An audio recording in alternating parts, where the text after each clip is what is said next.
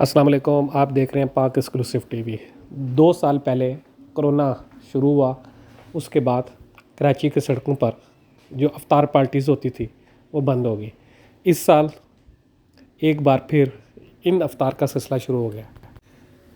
شارع فیصل، شارع پاکستان، شارع قائدین، لیاقت آباد، ناظم آباد، جوہر، گلشن، بنس روڈ، ٹاور، آپ کہیں پر بھی چلے جائیں تو آپ کو سڑک پر جگہ جگہ افطار کرواتے ہوئے مختلف ادارے نظر آئیں گے، جن میں بڑے اداروں کے ساتھ ساتھ چھوٹے چھوٹے ادارے بھی شامل ہیں، اور اس کے علاوہ انفرادی طور پر بھی مختلف افراد مختلف جگہ پر افطار کروا رہے ہیں، جس میں بریانی، قورمہ سے لے کر پانی، جوسز اور کولڈ ڈرنک ہر چیز شامل ہوتی ہے۔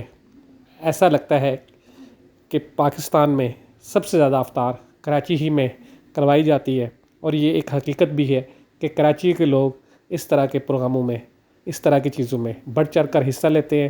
ایک جانب تو انفرادی افطار ہوتی ہیں، دوسری جانب اجتماعی افطار بھی ہو رہے ہیں۔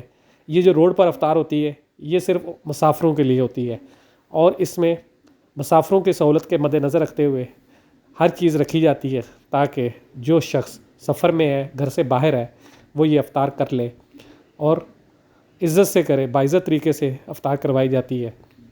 کچھ جگہ ہڑا ہڑی ہوتی ہے، لیکن 99% آپ دیکھتے ہیں کہ پرسکون انداز سے لوگوں کو بٹھا کے عزت سے افطار کروائی جا رہی ہے۔ یہی کراچی کے لوگوں کا ہمیشہ سے رواج رہا ہے، اور اسی طرح یہ افطار کرواتے رہے ہیں۔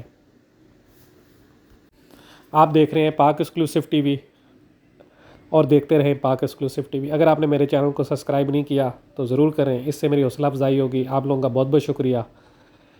افطار کرانا بہت اچھا عمل ہے، اور اس طرح کے کام کرنے والوں کی حوصلہ افزائی ہونی چاہیے۔ جو افطار کروا رہا ہے اللہ تعالیٰ اس کو اس کا اجر دے، اور یہ اجر اللہ ہی دے سکتا ہے، کیونکہ یہ اس کا وعدہ ہے، یہ کسی انسان کے بس کا کام نہیں۔ اللہ تعالیٰ ہم سب کو اس طرح کے نیک کاموں میں بڑھ چڑھ کر حصہ لینے کی توفیق عطا فرمائے۔ آمین ثم آمین۔